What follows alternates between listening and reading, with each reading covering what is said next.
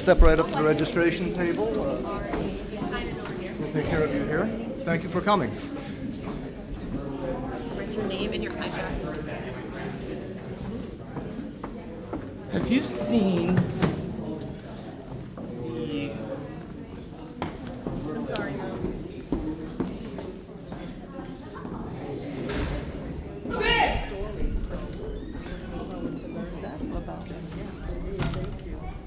They haven't arrived.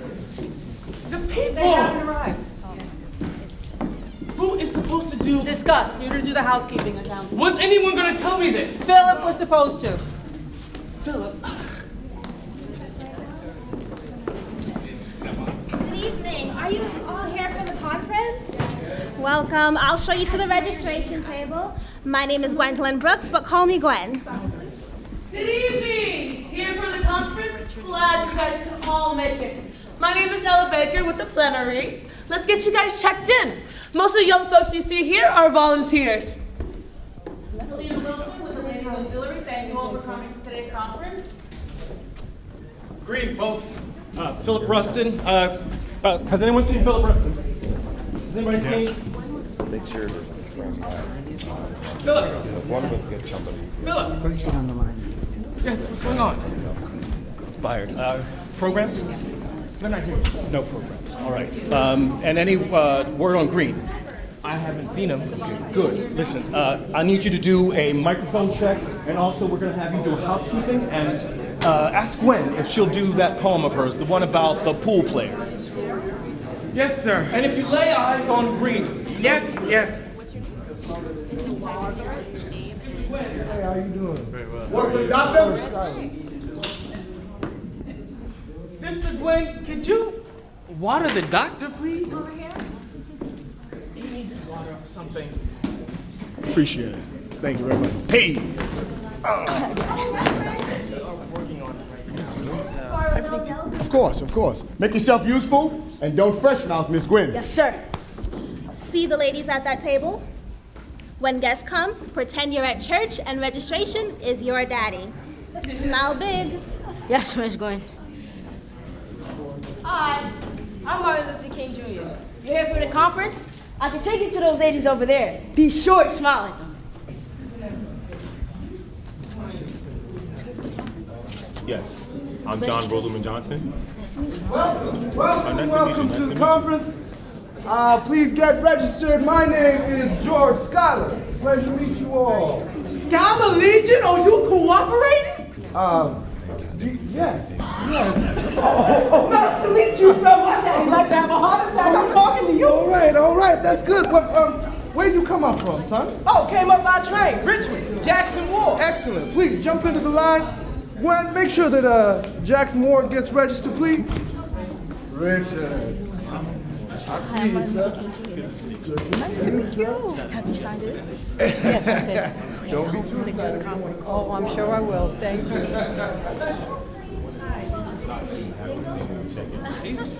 I miss Hazel. I'll let you know. That's Hazel Scott.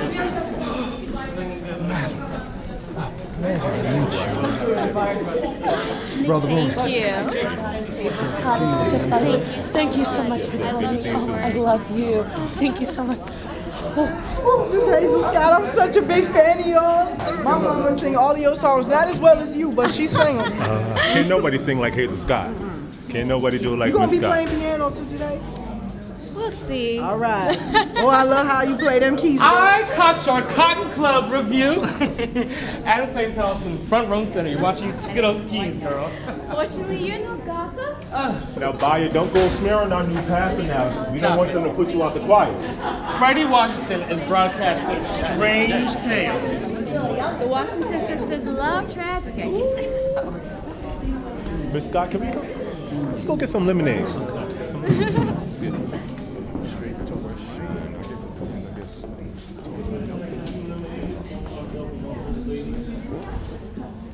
Thank you.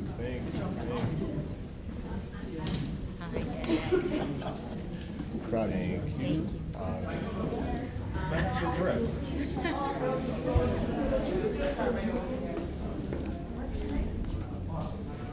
Thank you.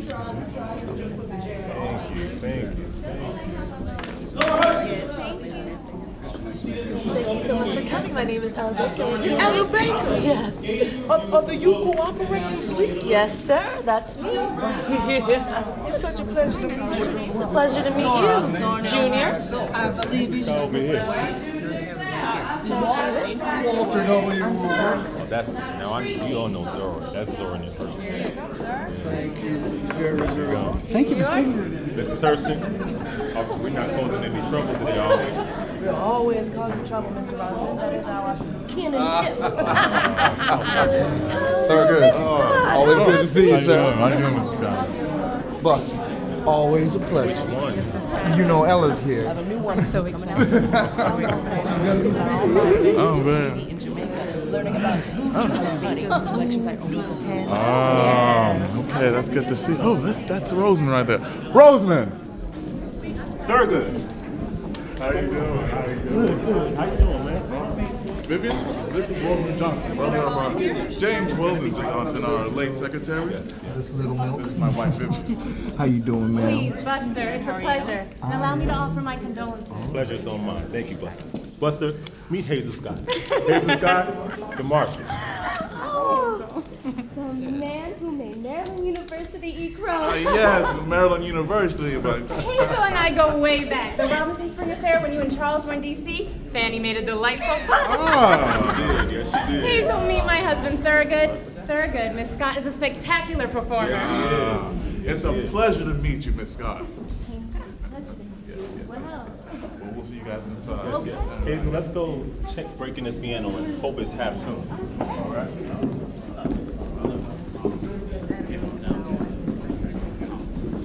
My real name is Michael, if you guys want to know. My dad changed it because he likes Germany.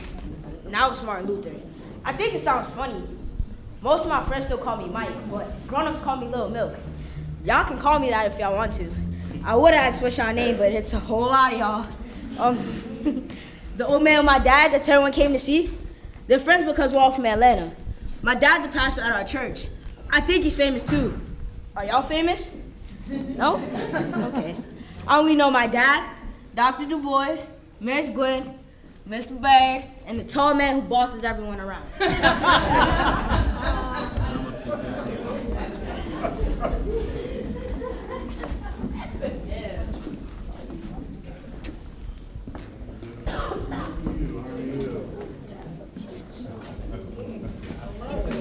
Sorry. Mr. Davis. Nice to meet you. Thank you for coming to our conference. We get you all checked in here? Yes, sir, brother. Yes, sir. Excellent. Pretty We checked have in. refreshments over here. That's where they are. Okay. Make sure you get yourself something. Who is this man over here? Good. Likewise. Why is he not wearing a name tag? What are the volunteers doing over here? I think the one thing we need them to do is wear name tags. Right. Is everything ready in the other room? That's for you to Thompson, Washington Post, sir? Please, are you doing the mic check? I've already done the microphone check. I didn't hear it. Maybe we want to try it again. Hold up the question. Well, I'm holed up in New Jersey with Langston. Langston said you practice voodoo in Haiti. I will send you a copy of my manuscript, Tell My Horse. But I did want to introduce you. This is Mr. James Davis. Mr. Davis, this is Dr. Du Bois. Oh, an honor, sir. I hope we meet your expectations. A handshake, sir. Honor's mine. Zora, I got your letter about the property in Florida. Yes. Why don't you reach out to Mary Bethune? Mary has no imagination. I need a visionary. I need you. Excuse me, Don't deny me. Dr. Du Bois. Sorry to interrupt, but my daddy break my hand if I ain't shake yours. Oh dear. Leave him a limb. Leave him a limb, honey. Have a hug too. It's so good to meet you, Doctor. Yes, nice meeting you, man. Oh, Ellsworth Stores Jr. But you could call me Junior for short. It's a little bit easier. Well, we'll talk at the reception elsewhere. All right. It's good to meet you, Doctor. Ladies and gentlemen, please make your way to the auditorium. The program will begin momentarily. We have to wait that way. Please, folks, just right this way. Begin the program.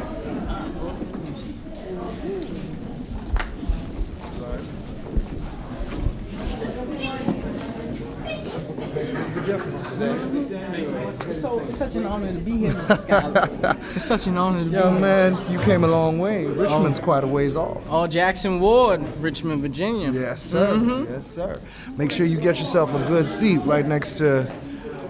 I think you should sit right next to Zora. She always got interesting things to Maybe say. I'll sit behind her. I think I saw her partaking in some substances, and my daddy don't want me around that this week. Yeah, I'm on a very important mission. You know, with Zora, every day is an opportunity for a little something in a cup.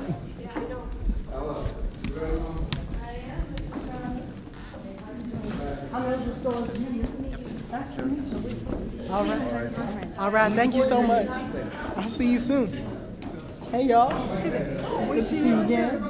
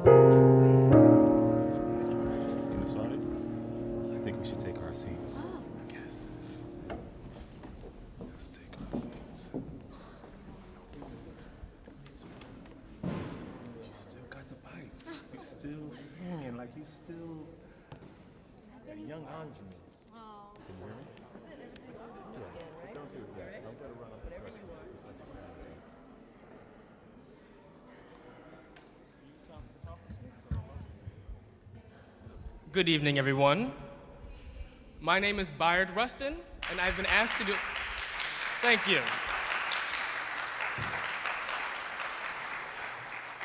I would like to thank all of you for coming to the conference this evening.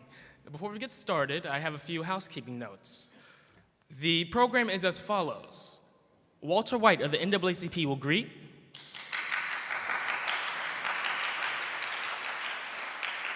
The Reverend Martin Luther King of Ebenezer Baptist Church will give our invocation. A. Philip Randolph will moderate a panel with Ladies Auxiliary Sleeping Car Brotherhood Porter Chair Helena Wilson, as well as Ella Jo Baker of Harlem Cooperatives, and George Schuyler of the Young Negro Cooperative Leagues. Remarks will be limited to 5 minutes. Good luck. Richard. Then there will be a brief intermission with refreshments, followed by a question and answer portion of the program. Oh, we are in for a treat. John Roseman Johnson is here to lead us in the singing of the Negro National Anthem. The lyrics are printed in the back of the programs haven't arrived yet. Oh, that reminds me. Sister Gwen of the Youth Council of Chicago's NAACP. We just met last night, but she laid a poem on us. Sister Gwen, here she is. She's come up and agreed to share the poem with us now. Come on up here.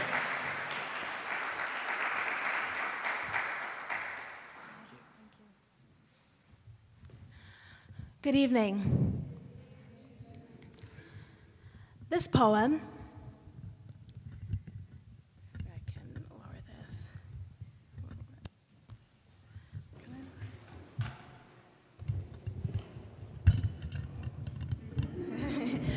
Thank you, Mr. Rustin. This poem, well, walking home from the L in Chicago, where I live, there's a pool hall on the way. Passing, I see these teenagers in there shooting pool, so I stop to watch. They didn't see me, middle of a school day. I wondered, what must those boys think of themselves, playing pool, playing hooky, and smoking? So I wrote this. We real cool, we left school, we lurk late, we strike straight, we sing sin, we thin gin, we jazz June, we die soon. Thank you.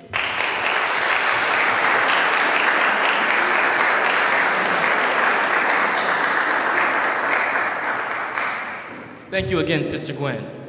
And now, NAACP Executive Secretary, Mr. Walter White.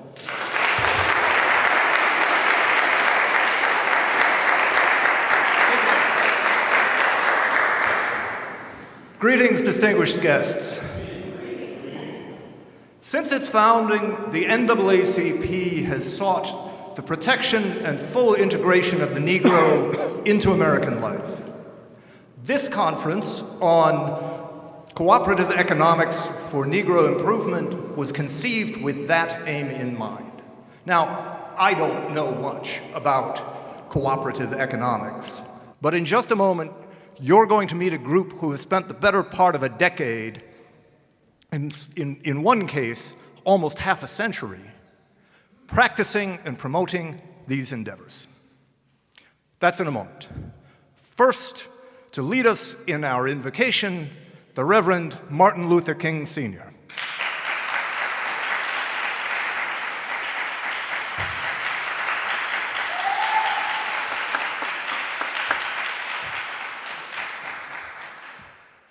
Greetings, family.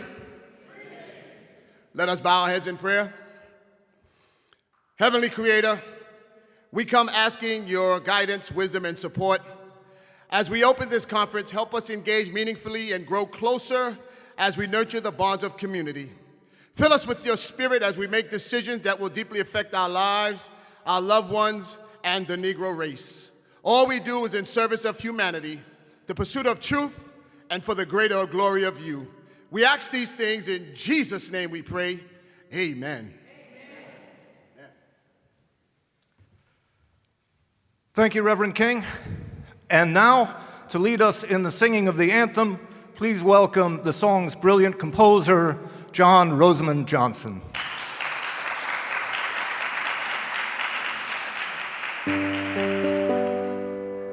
Please rise.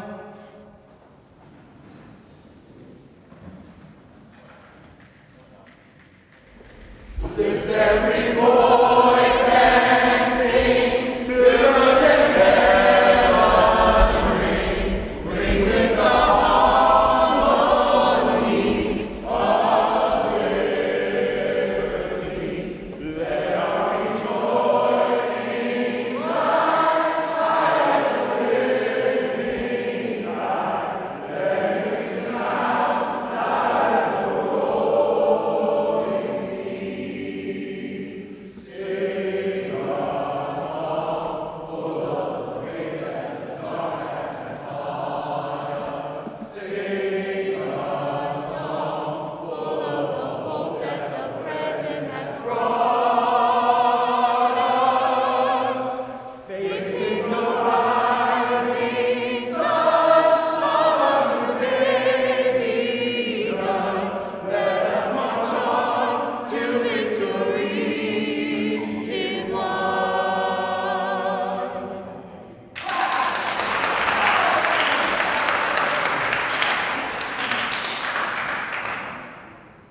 I met Philip Randolph building coalition after 9 Negroes from Alabama were falsely convicted.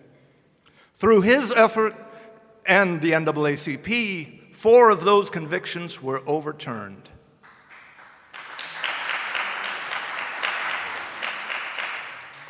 He led the Brotherhood of Sleeping Car Porters to victory in the first union contract with the Pullman Car and Manufacturing Company, becoming the first black union in American Federation of Labor history.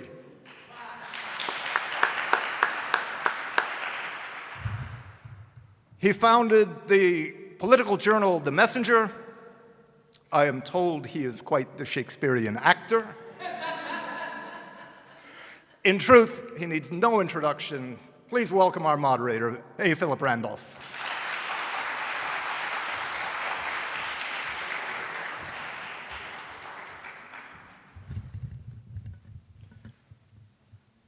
Greetings, comrades.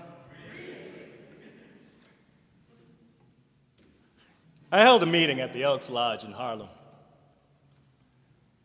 90 degrees in the room, windows closed, curtains pulled shut, paranoid, stool pigeons would carry word back to the bosses about who was there. And the bosses would fire anybody they even thought supported the unions. They knew we couldn't win anything without power. And we couldn't get power unless we organized. I've been called the most dangerous Negro in America organizing labor.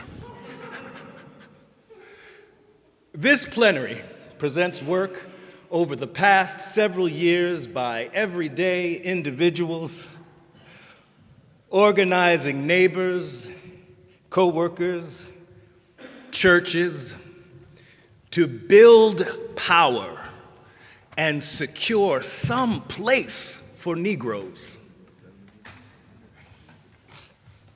Helena Wilson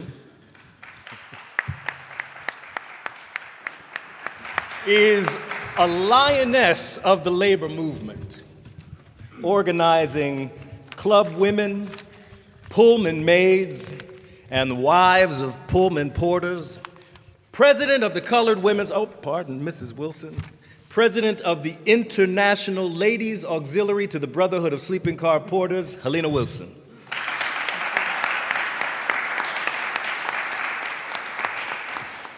Ella Josephine Baker.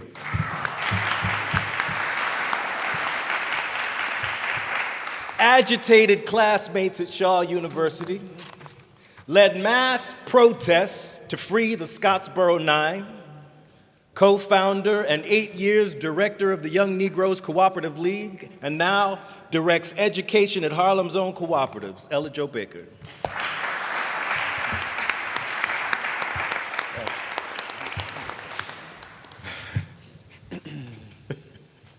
It's just me now. Our next panelist came to our Friends of Negro Freedom almost 20 years ago, claiming socialist, the only group welcome a working class Negro wanted some intellectual stimulation. Most uncomfortable man in the room. George came to write for us at The Messenger and Fancy, started a column for the Pittsburgh Courier, and now has written for The Nation, The Crisis, The Mercury, and The Globe. Co-founder, Young Negroes Cooperative League, George Schuyler, ladies and gentlemen.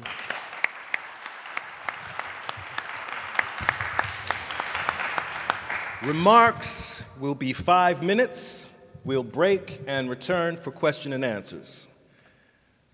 Now, our keynote speaker. I couldn't list his accomplishments in the time allotted. Co-founder of the National Association for the Advancement of Colored People, organizer of numerous conferences and gatherings on the state of the Negro race, the Pan-African conferences, Atlanta conferences, and so many other convenings over 30 years, and more than that, indubitably.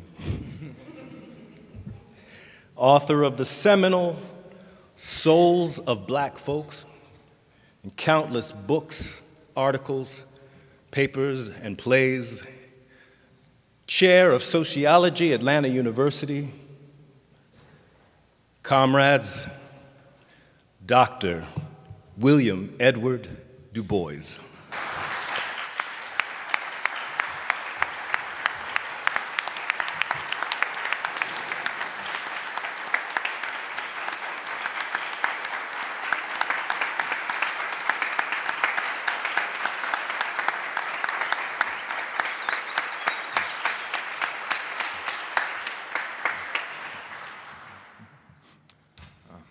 Thank you, Philip, for those comments, and I might add they're all true. And thank you for that most enthusiastic welcome. I'll do my best to live up to your enthusiasm. Now, I'm sure that some, if not most of you, saw the title of this conference and were baffled. Cooperative Economics, Cooperation. What is its value in a modern age?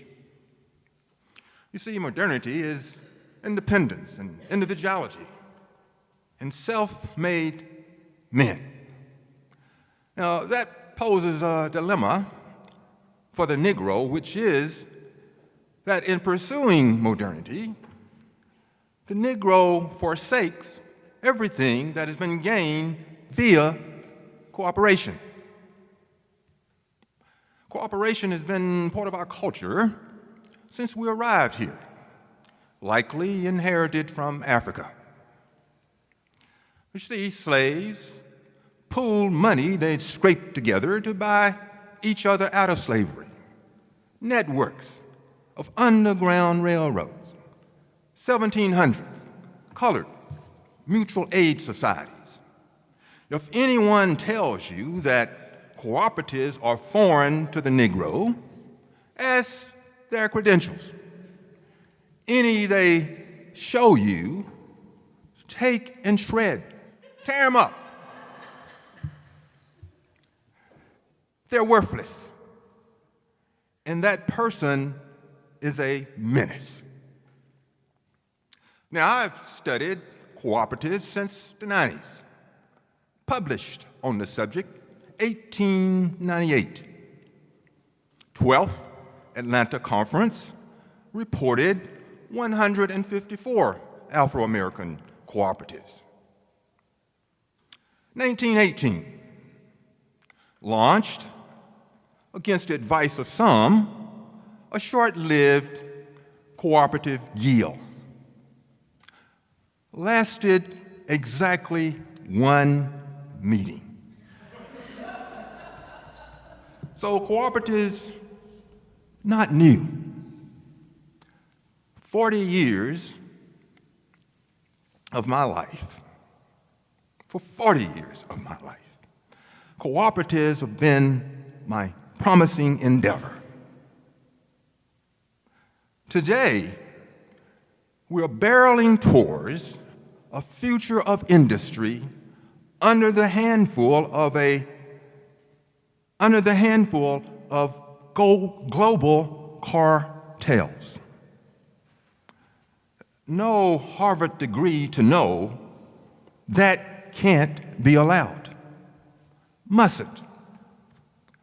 I believe it may be prevented, and by a consumer movement demanding the elimination of our current system. You see, consumers more and more control the levers of industry over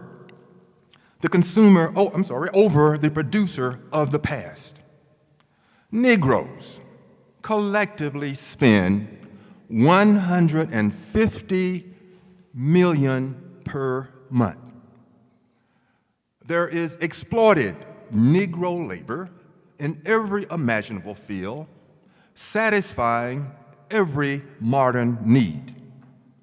Now, that same Negro labor could be under the control and operating according to Negro consumer needs.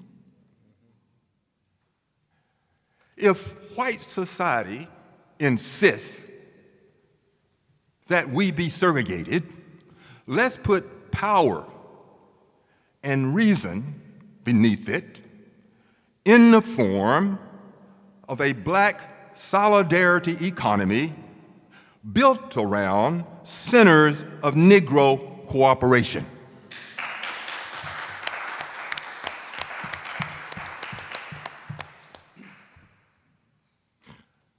We have a chance here to teach cultural and industrial democracy to a world that desperately needs it.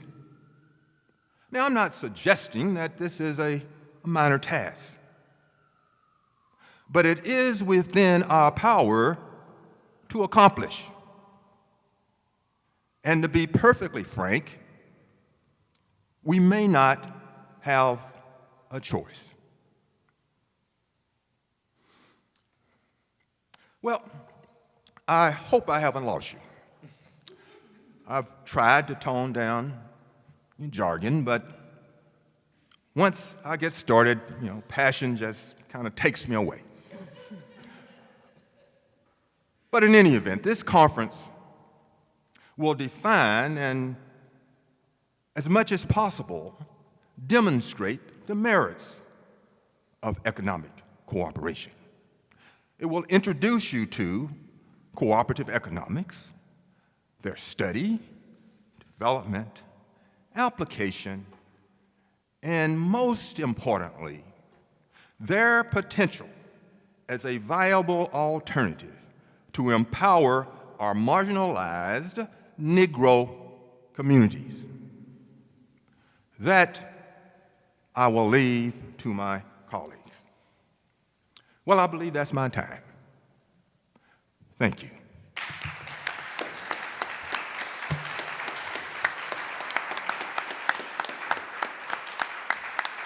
Thank you, Doctor.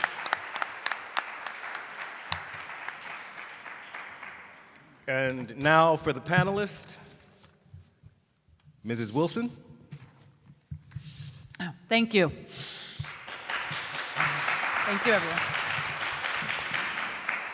How a Negro presents himself is key to his survival. His well presentation is what keeps him from being labeled a savage. It's an image fashioned on his wife's ironing board. My husband, Benjamin, works for George Pullman. 20 years I've sent him. Meal in his case, sharp, in starched shirt and fresh suit. Shoes immaculate. Ironing clothes. Packing meals. Dinner ready when he's finally home safe. Removing shoes, serving, listening over cobbler, offering encouragement, providing comfort. For love, or perhaps the habit of domestication. Women labor to make all labor possible. We labor outside our homes through women's groups and churches. We recruit hands, organize picnics, take up collections, and clean up after everyone else has gone home, often without recognition, glory, or pay. I sought to combine support of my community with support of my family when I first volunteered for the labor movement. I knew the union struggles. Benjamin was in the Brotherhood. I saw security and better pay for my husband as my own benefit. I organized with other wives, mothers, sisters, who were seeking to support the men in our households. We organized bake sales and other fundraisers. We met with Pullman Company wives secretly in their homes around kitchen tables. There were spies in the neighborhood, and Philip discussed retaliation. We gradually advanced to politics, law, and cooperative economics. The International Ladies Auxiliary advises homemakers on how household budgets might be spent to raise their own living standards and how to keep money circulating in our own communities. We promote self-education and group study of consumer cooperation. Study groups have been started by chapters in 17 cities, including Chicago, Detroit, Washington, D.C., Los Angeles, and Pittsburgh. Several chapters have established buying clubs, and a Montreal chapter is planning a credit union. Now, of course, there is tension supporting the needs of all our members, Pullman, maid, or union wife. There is pressure to focus on women specifically, including the unfair treatment of women in the Brotherhood. We have taken the position that securing our men's manhood, we elevate our own respectability. In the future, we intend to support cooperative economies to benefit both waged and non-waged women. Thank you.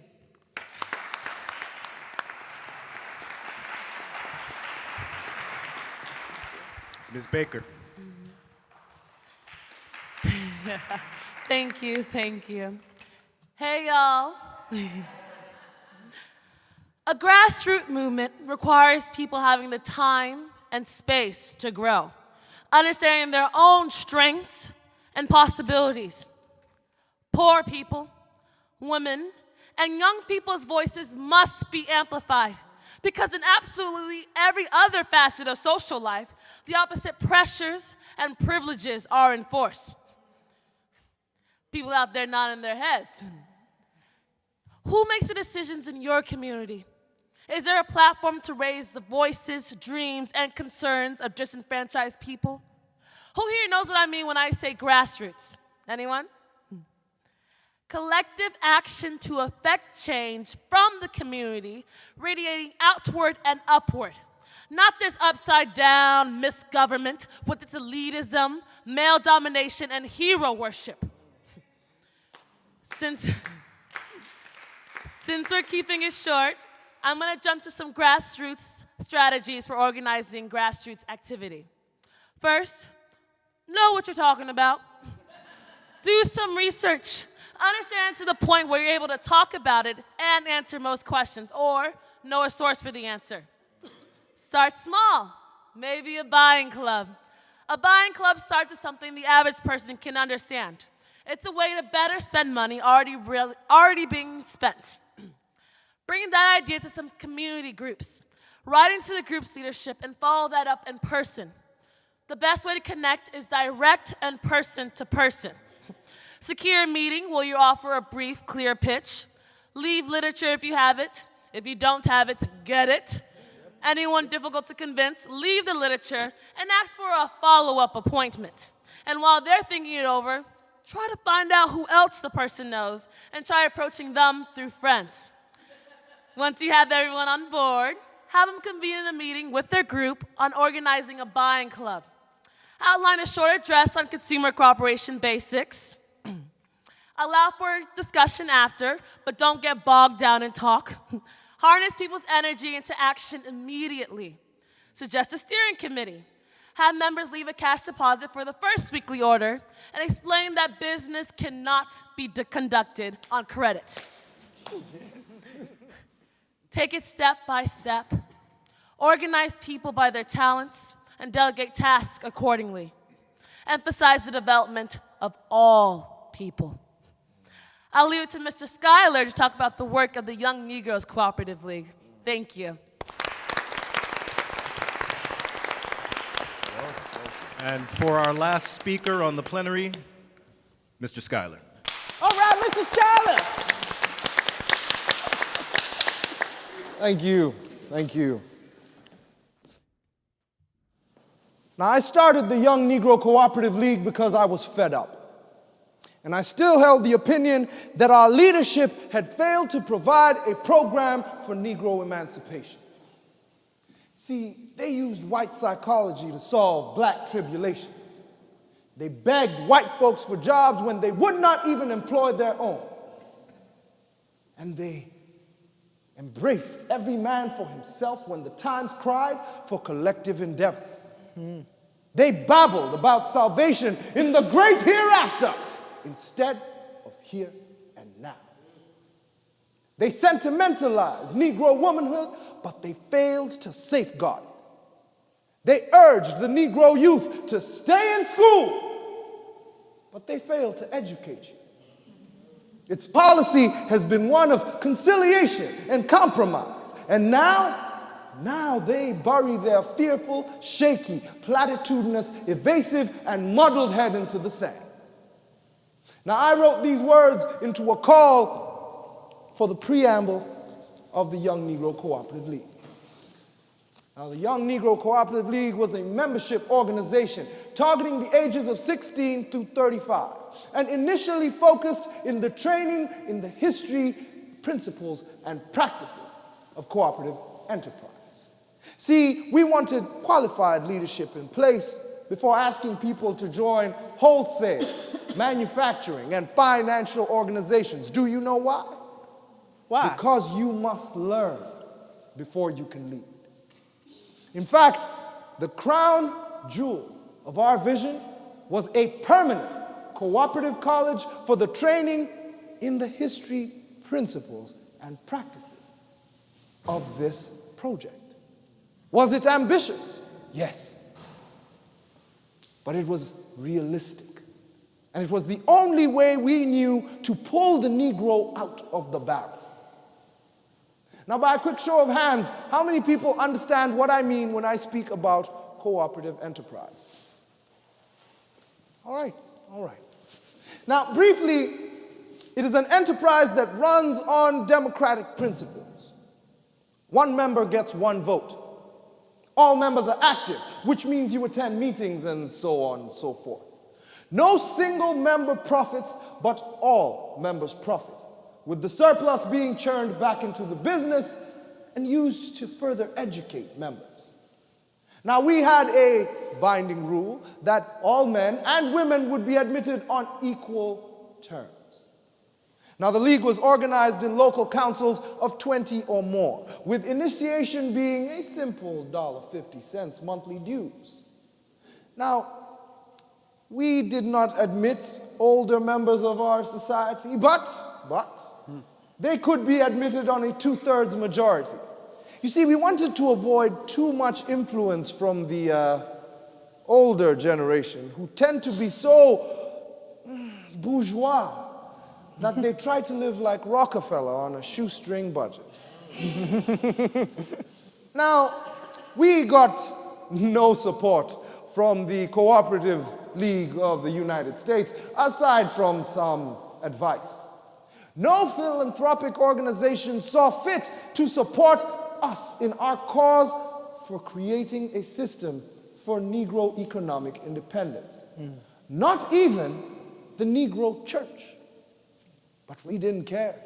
We did not expect any support anyway. Now, we had a membership campaign, a recruitment campaign that took us everywhere. Ella, where was it that we went? I was gonna say, who is we? Ladies and gentlemen, I give you Miss Ella Jo Baker. She may not look like it, but she is funnier than Buster Keaton, I assure you. Now, we had a recruitment campaign that took us to over 20 cities. We had local councils set up in up to 10 of those cities, with our first major conference being held in Pittsburgh, and the next one in DC.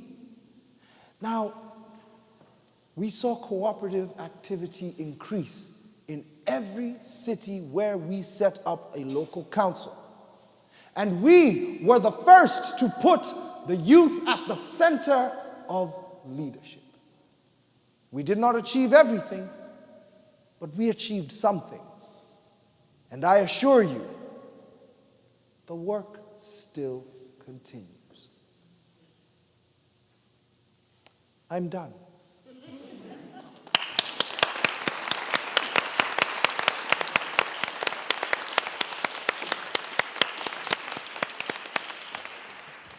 let's have another round for the panel. And now we'll take a 10-minute intermission. I understand refreshments are to be served in the lobby. Yes. Folks, please, 10 minutes for a break. There are refreshments in here as well as you can use the bathroom. Please be back in your seats in 10 minutes. Thank you.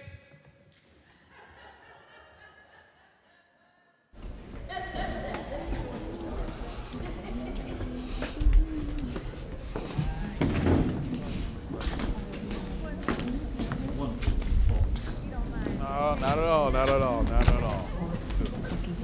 Okay. And a cup of lemonade. 75 cents. All right.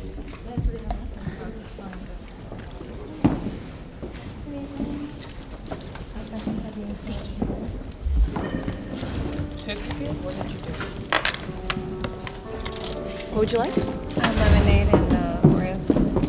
How many Oreos? 2. How many cookies?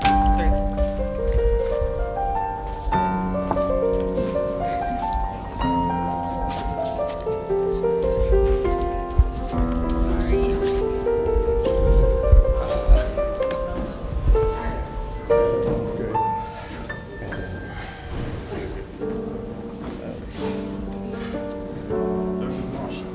Yes, sir.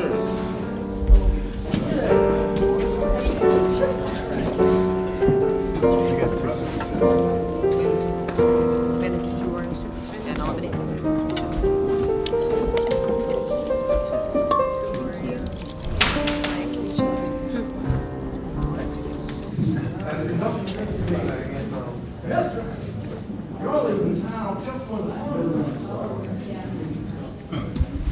There's some damn yellow nigger down here trying to pass for white, and the boys are gonna have some fun with him.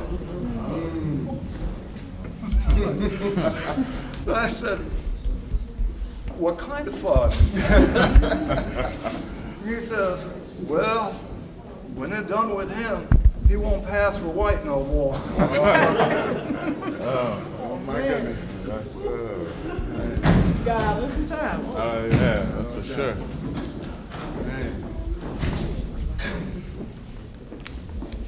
The programs came. I couldn't find you.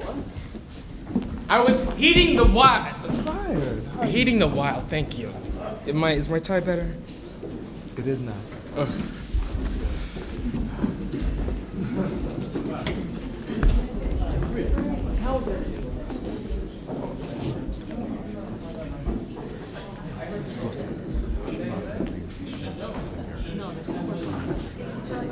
Volunteer. Do we know where the volunteers are? Oh, they're doing this. And Gwen? Gwen anywhere around? Yes. Mr. Ratner.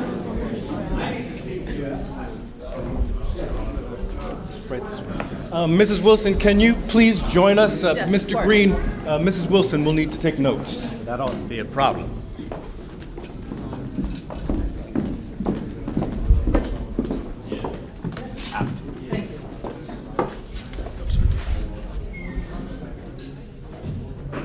Is everything all right? Everything's fine. Everything's going to be fine. Sure they're going to work it out. Yeah. What's going on?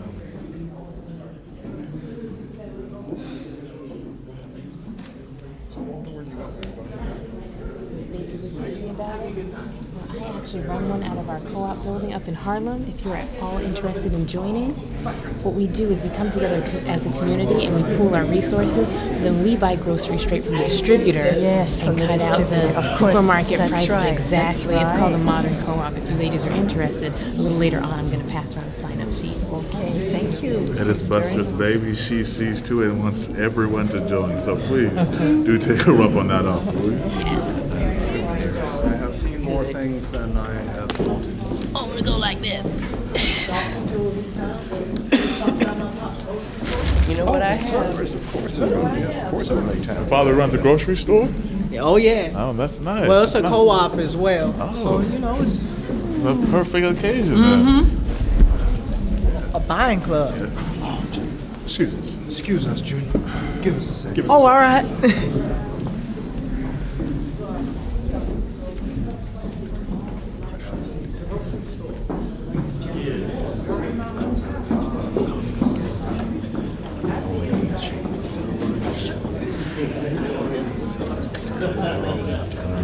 Oh, okay. Take that.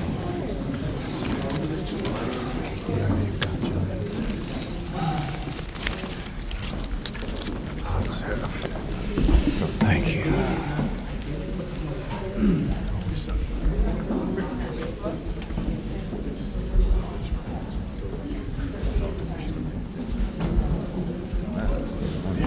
Campus of the university.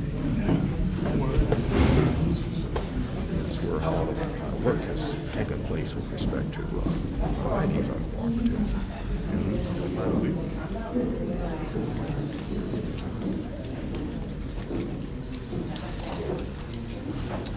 Hope they get it together.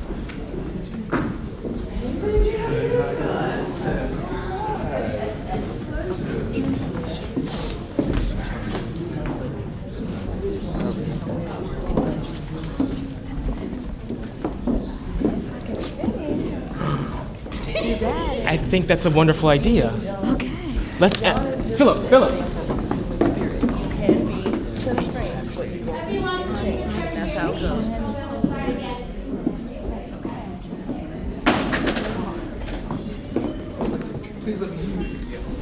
Drop this.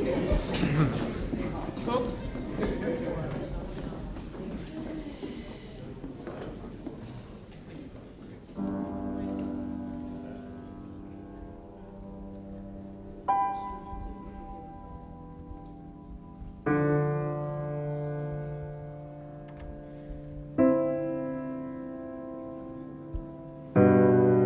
Now add a third to your chord. Let me see where you are right here. Now add a third one to it. There we go. Now that's a triad.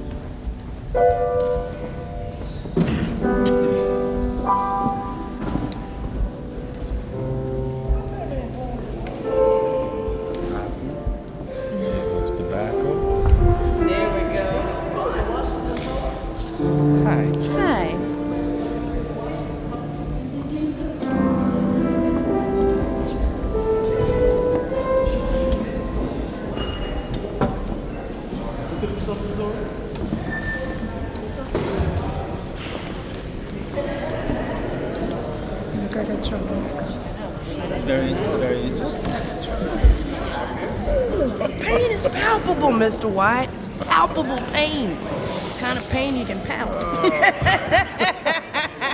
If everyone will please take your seats, please take your seats. So we'll now take questions and answers. We have Bayard Rustin and Ms. Brooks in the audience keeping an eye out, so we don't miss anyone. Ms. Hurston, please introduce yourselves as you're called upon, folks. Zora Neale Hurston. Miss Wilson. The Brotherhood of Sleeping Car Porters just changed its name from the Brotherhood of Sleeping Car Porters and Maids. Tell me, how do you feel about women literally being erased? Even when the BSCP included women in its name, it always stressed winning manhood rights. With all due respect, Ms. Hurston, the change simply reflected an acknowledgement of the reality. Now, the Women's Economic Council, as we were known at the time, did take a subordinate role, but we were anything but passive. We were lead organizers. We were key in investigation of discrimination cases, winning several. And most importantly, in helping our men attain respectability, we have earned respectability and attained power for ourselves. The Colored Women's Economic Council gave women a political voice. What good if she can't speak at home?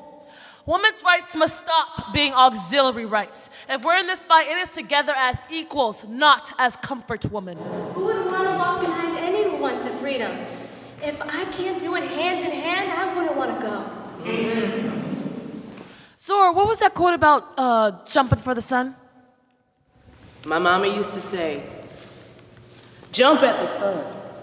We may not land on the sun, but we may find ourselves among the stars. Yes, women, we all need to be aiming for the sun.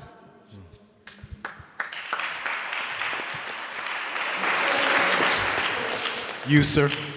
Clyde Tolson, Washington Post. It's an honor to be before such a distinguished panel.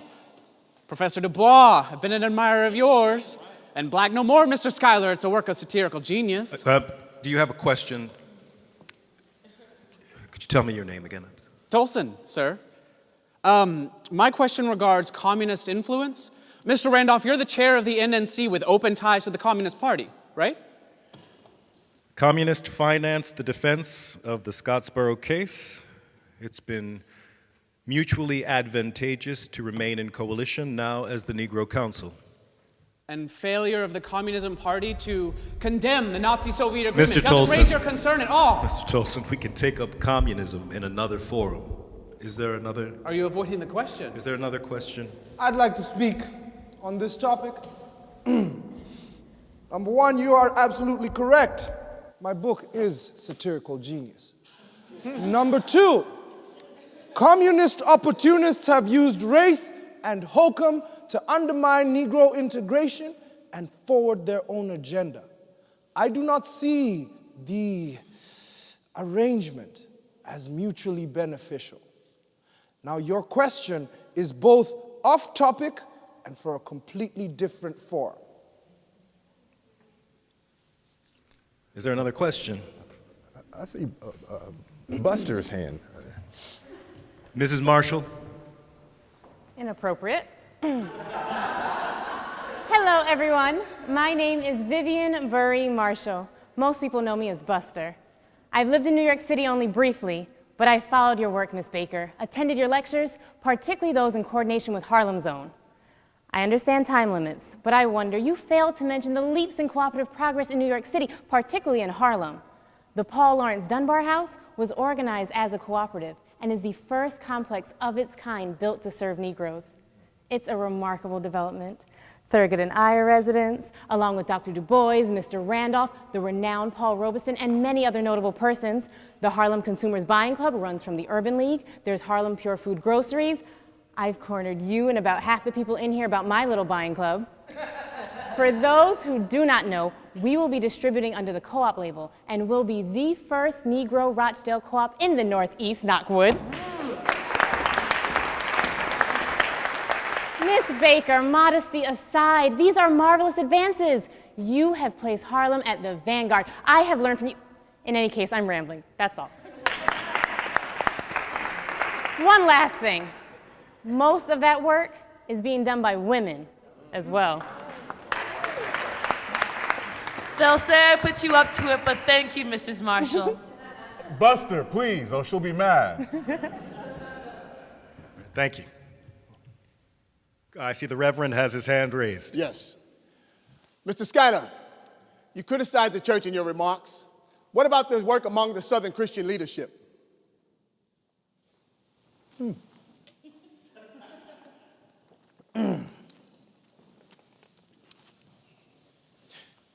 Using the pulpit to mobilize the black masses in an earnest struggle should not be conflated with a simple-minded belief in spooks and phantoms. Now, your reputation as a revolutionary precedes you, Reverend, but it cannot negate the legions of black ministers who are playing Cleveland grandmother, doling out fortunes to anyone who will put a coin in the slot, or in this case, the collection plate.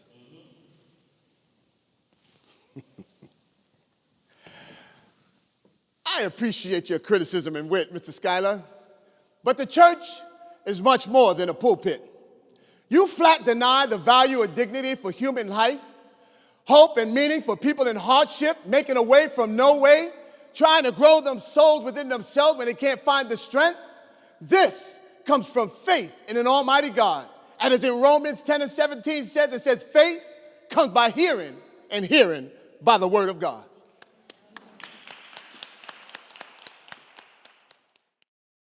Well put, Reverend, well put. I, however, have a different thought process on faith. I think of faith like art or gin. It's a lovely thing to keep above the mantelpiece. But since you used the quote from your good book, I think I'll do the same thing, since we are in the house of the Lord. Faith with no works is dead.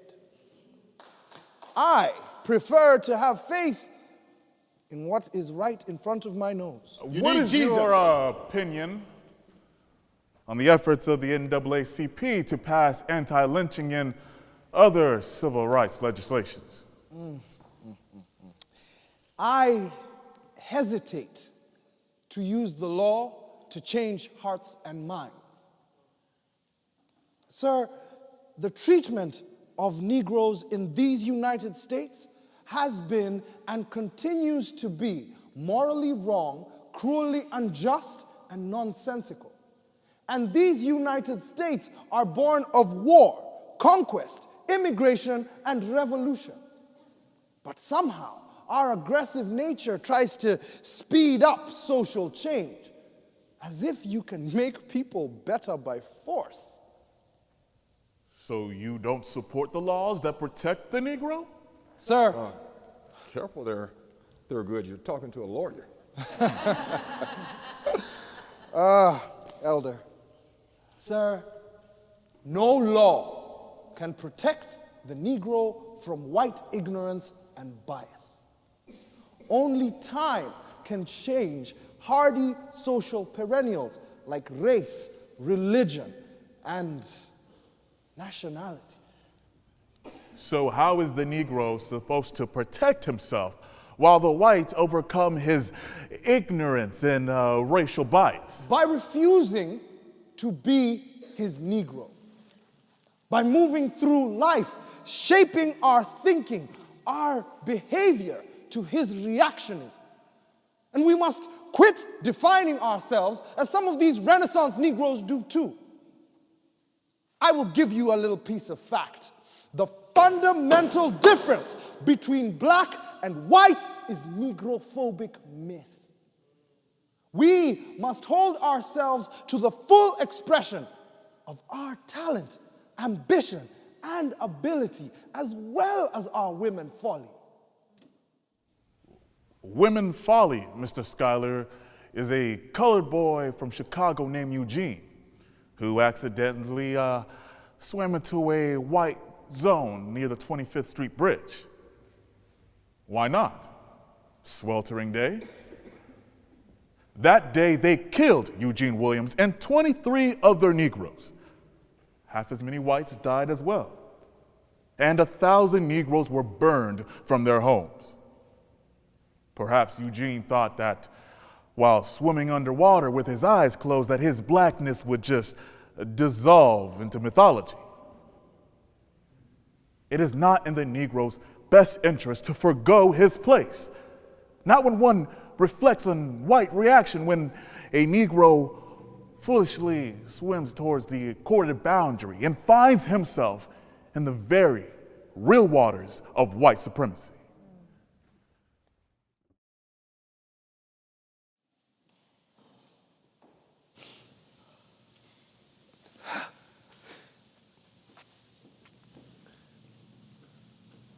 I am familiar with the events of the Red Summer Massacre from 20 years ago, Mr. Marshall.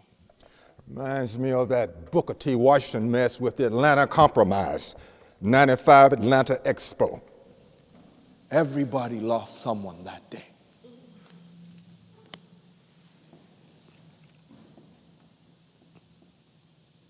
I have come to understand that being colored is a disadvantage in a world run by white folk. accepting the inevitability of gradualism needn't be seen as a concession.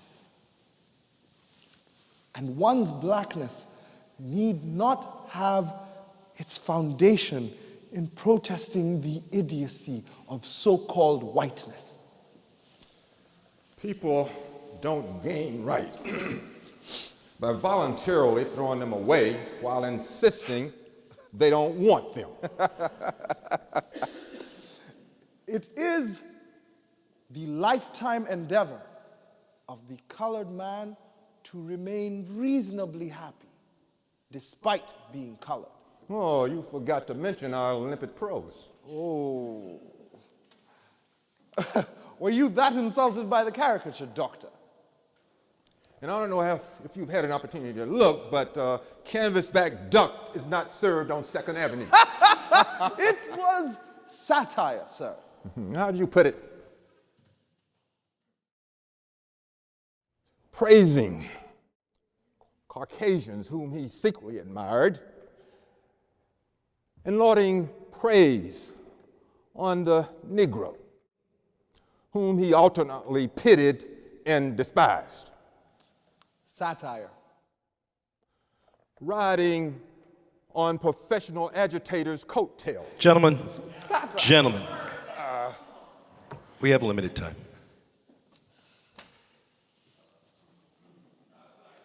Please, sir, the floor is open.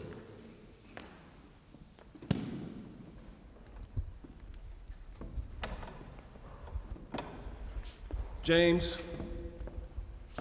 Farmount, Mississippi. Know anything about Mississippi? I'm gonna tell you all y'all need to know about me. Sharecropper home country. Know anything about sharecrop? Mount most devious system graft ever. Wanna hear about it? Axis land. Gotta sign a deal with the devil. That'll get you in debt. Take loan. His turn. Purchase good. Store he own. Her brother, cousin. I ain't seen sense in that way of living. Start a co-op, old colored farmers, 30 of us. Pooling funds, went through wholesale, and Memphis sell to us. Now every wholesale wanna do business with color farmer. Soon saving close to 40 cents on a dollar truckload good. Harvest? Well, as far as Baltimore, New York, Chicago.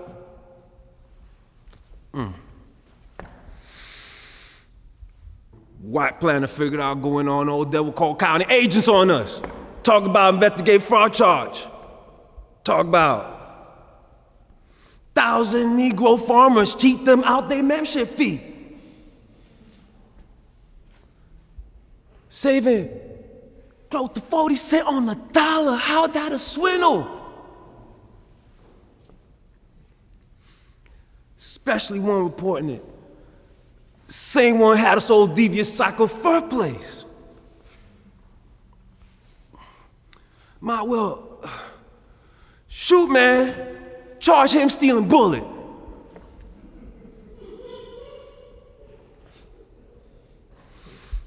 But co-op registered that state. Had protection, Attorney General.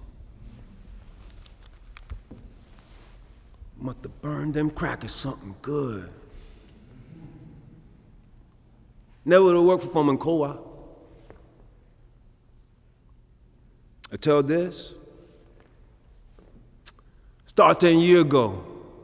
Struggle on the system meant see me and mine bound saying our ancestor slave. Now I got my own farm. Ain't much, but got it.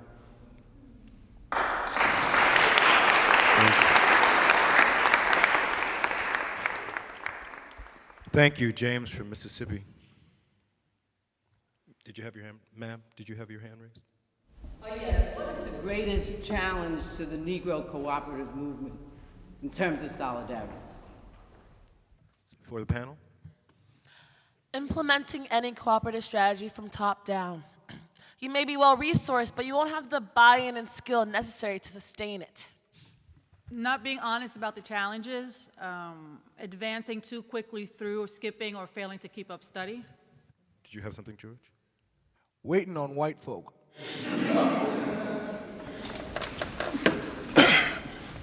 May I address this question?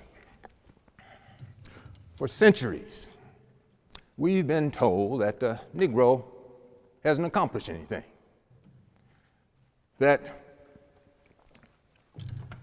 he's not a historical actor, but a recipient of European knowledge and technique. Now, on all sides, people have believed this lie. So much so that it undermined colored initiatives. Need to keep that in mind.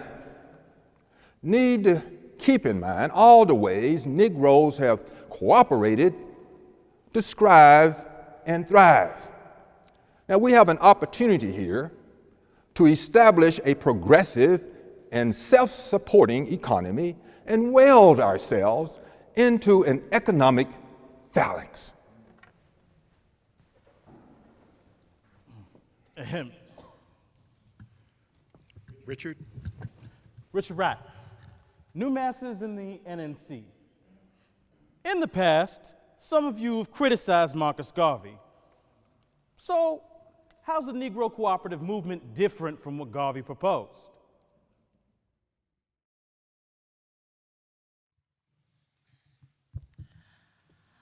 I moved to Harlem in the early 30s, and they were still talking Garvey. Man organized 1 million Negroes from all over the world. You see, he combined cultural pride with organizing and business ownership. You see, with the Black Star Lines and the Negro factories, he wanted black folks to own businesses together and to trade together. A cooperative economy with African Americans and Africans. What lacked was developing people's ability to govern themselves. But then again, I don't have 1 million people behind me, so. And neither does Garvey anymore. Listen, Mr. Wright's question was aimed at me based on comments regarding the size of the man's head and Garvey calling me a white man so-and-so. You have written several articles critical of Garvey's Black Star venture, a black cooperative venture. Indeed, I did. He called it a cooperative, but it wasn't. Listen, I wasn't the only one who had problems with the Unia stock venture. When it failed, I was the one who proposed to the Secretary of State a plan to back those people's stock and show that cooperative ownership could work. Calling it a failure when Garvey was kicked out of the country and indicted for mail fraud before he even got finished with the project? What about those people who were left holding $1 million in Black Star Line stock? Worthless. That's what folks will remember the next time a black-sponsored venture is proposed. And that's supposed to be his fault, not the government's.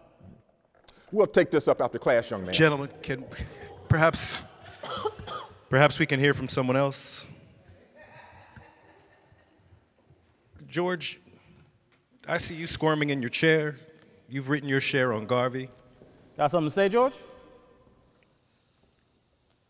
Going once.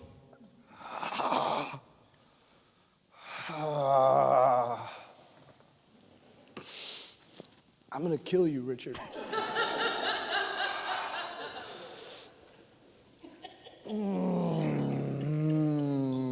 Today, George.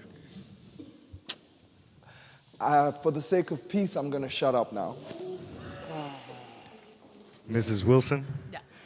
As far as I understand, those were joint stock companies and not cooperatives. But as Ellis stated, they showed the potential of pooling together meager resources for business ownership and the power of black ownership. Now, if 1 million people saw what their $5 could do, Perhaps we can regain that feeling and commitment among Negro people and add economic democracy. That young man there, Philip, before he burst. Thank you, Mrs. Wilson. Yes, you, sir. Hey, y'all. Name's Ellsworth Stores. Go by Junior most of the time. From Jackson Ward, Richmond, Virginia. My daddy'd be here but got his hands full. Guess how it got that ways while I'm here? It all goes back to the A&P. Now, I know y'all heard the A&P. Biggest almighty grocery store chain in the world right now. Now, Jackson Ward got a mess of colored folks and only one grocery store. That's right, the A&P. Now, story goes back 6 or 7 years. I ain't but a little milk. Daddy driving jitney, and one of his fares left a copy magazine on the seat. It was the Crisis. Could have threw it in the garbage. Daddy picks it up and reads it.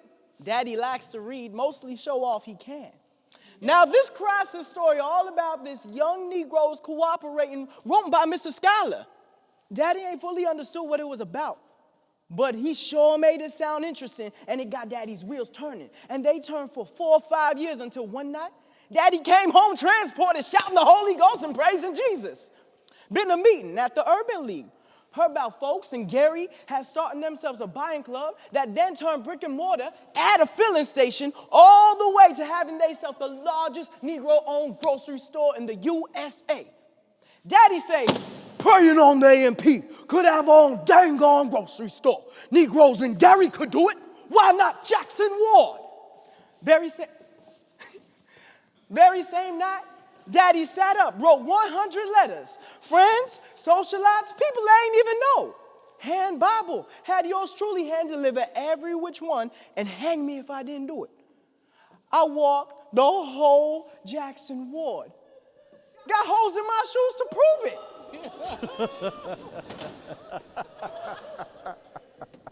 Now, out of 100 people wrote to, got 35 signed up. And Daddy called a meeting. Went in figuring start a buying club. Start small like say Miss Ella. But them 35 hearing the story was obvious to them to start themselves a full-fledged cooperating grocery store. Collected money among them. Everybody would give a little something. Studied up on it all. Clue sent folks to D.C. and Maryland because they knew some folks in them states who had some co-ops running. They didn't know if it was going to work. Daddy came home cussing more than one time. But they stuck to it. More they sow, more it yield. 1 year later, opened a grocery store, Red Circle. And hang a brown man if they ain't pick a spot back across the street from the A&P. So you know when Red Circle opened, folks was happy to have a place they could go to get a fair price, polite service, and some respect. Made 350 sales first day. About a week later, A&P hired their first black clerk. Shoulda sooner, because A&P just losing business and Red Circle just growing.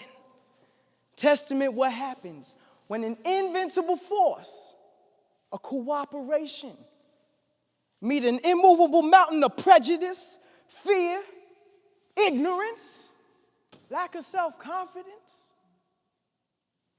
Mountain melted, thin air. That's my story.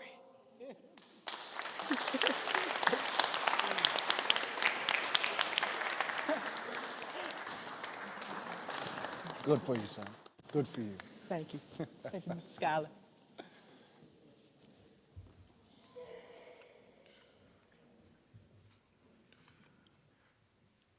I've just been informed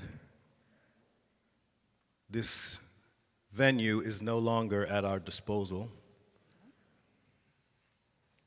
The remaining training sessions and meetings that were scheduled must unfortunately be canceled.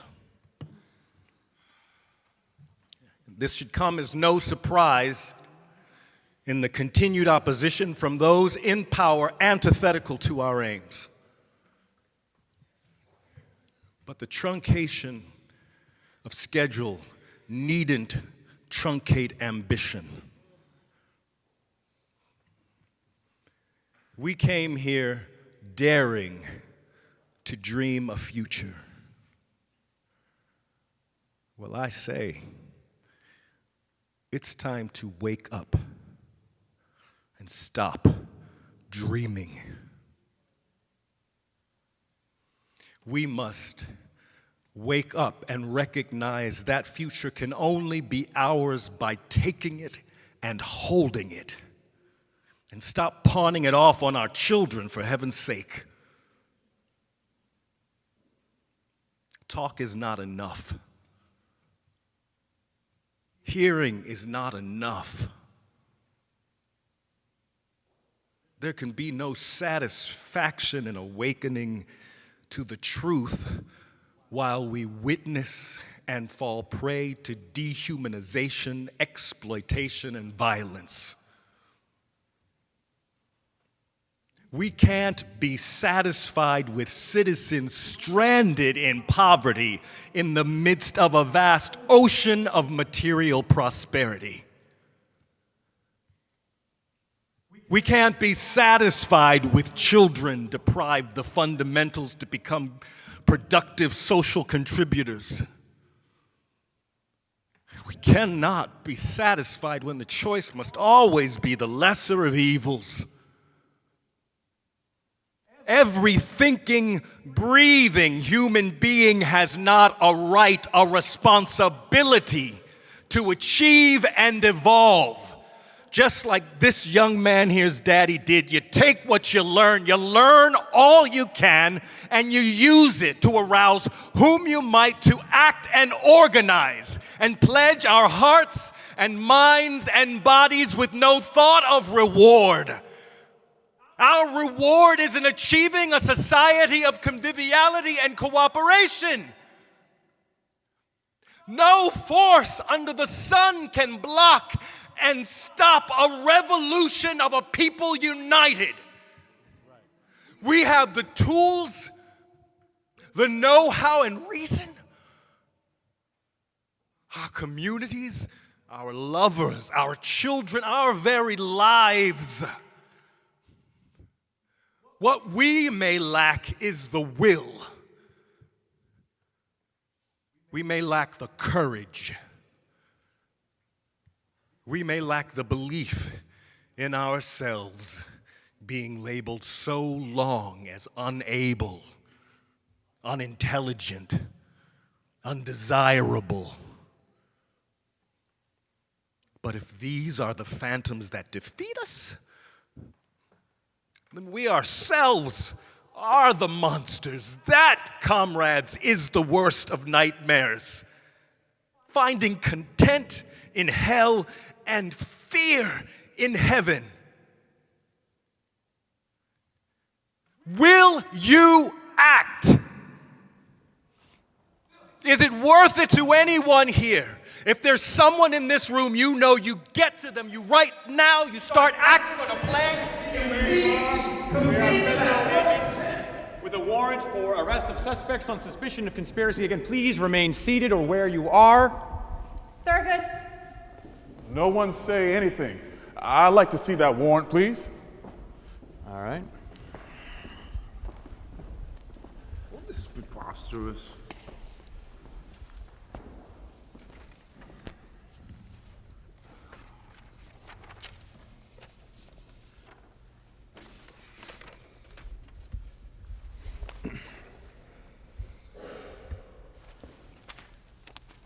All right, if your name is called, please come down and Everyone, face the wall stay calm. Don't say anything to anyone. You're within your constitutional rights in the First Amendment. You are within your first constitutional right to peacefully assemble. I advise you not to say anything to anyone until your attorney Zora Neale is Hurston, present. Asa Philip Randolph, George Samuel Schuyler, Clyde Tolson, Helena Wilson, Richard Wright. Dad! It's all right, Michael. Slowly proceed. Michael! I was just gonna let some Michael, it's all right. Dad! Listen to me, do Michael. something, Dad! Come here. You mind me?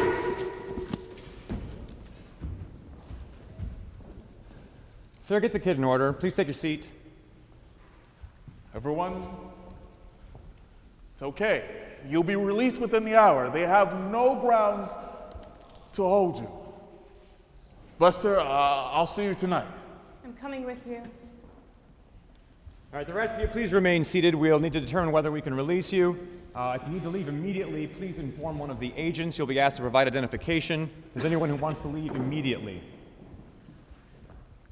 Okay, please remain seated or where you are.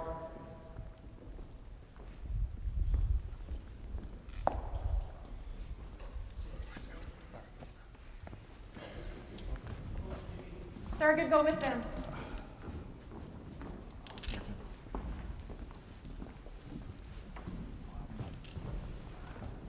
What station?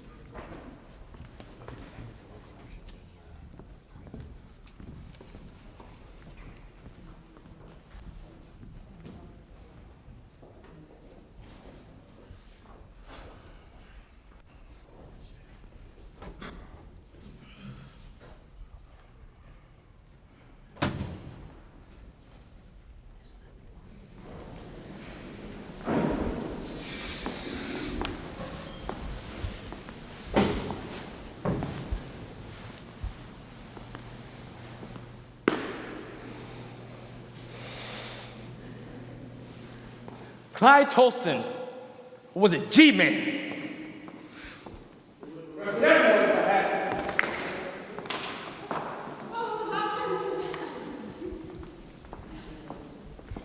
We'll be in a lockup with William Edward overnight. That's punishment enough. Sister Gwen, it'll be fine. They have one of the best lawyers in New York City with them.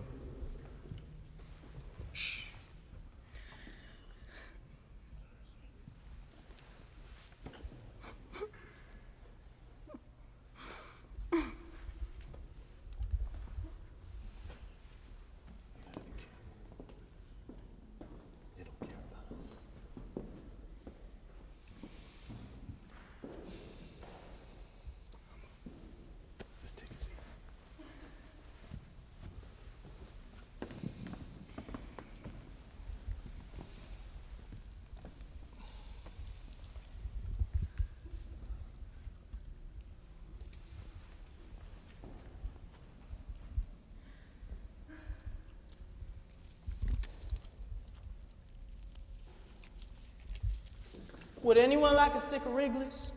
I'll take one.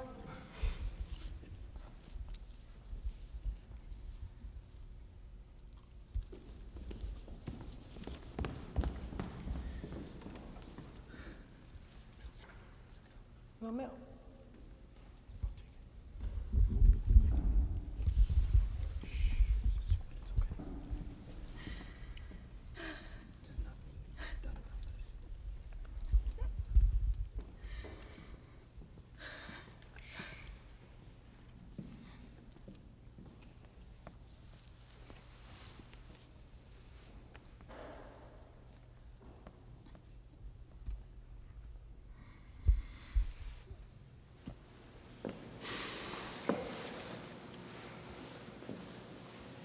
The World's Fair has opened with exhibits and all kinds of folks from across the globe. Dawning of a new day it boasts. Here are the materials. Here are the ideas. Here are the forces at work in our world. These are the tools with which our world of tomorrow must be shaped. It's a 16-foot statue. And it reads, "Lift every voice and sing." After Jimmy's poem. The artist that created it, a colored woman. It was a colored woman. Lift every voice and sing till earth and heaven ring, ring with the harmonies of liberty. Let our rejoicing rise high as the listening skies. Let it resound loud as the rolling sea.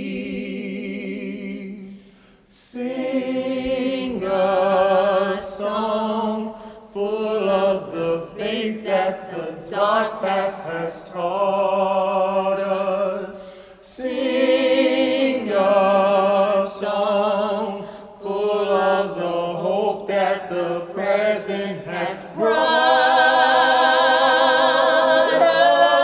us. Facing the rising sun. You're cleared to leave. Please follow the escorting agents that will ensure your safe passage out to the facility. Be exiting this way, please. If you need to use the little boys or little girls, do so quickly and then make your way out.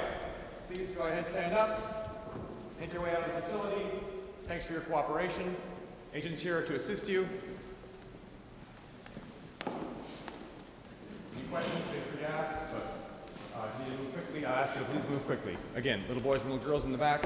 Folks, I suggest Go ahead. we do what the agent says. Disperse immediately and do not loiter. Anyone caught loitering here will be arrested, all right?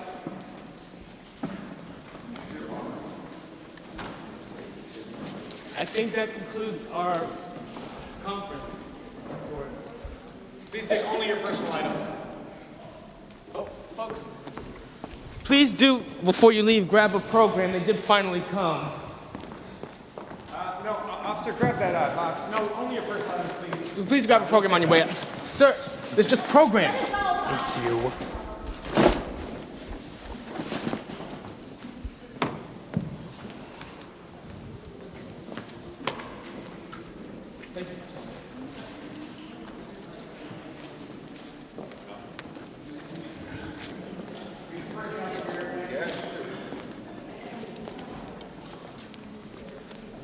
Should we grab a car?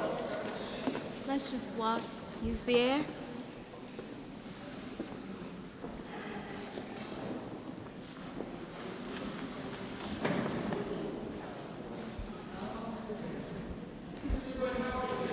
Ma'am, please. Thank you. Please, sir, exit.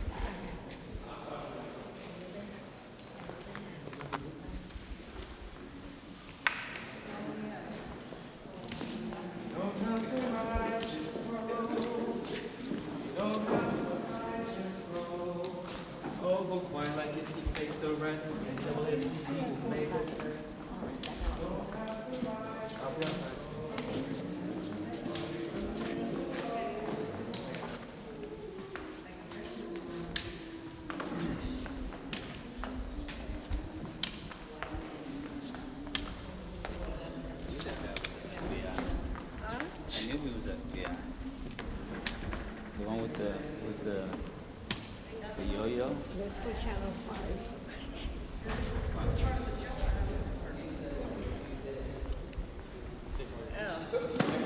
I can find the door just fine. Thank you, sir. Thanks for your cooperation. Thank you. What show?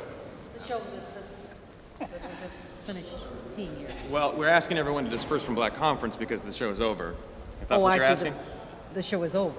So what is your role in the show? Is this what you do? This is what I do. That's what I do. Okay, all right. Yeah, I'm a but federal he's agent. only part of whatever this is. This is no nonsense here. Nothing going on here. Thanks so much.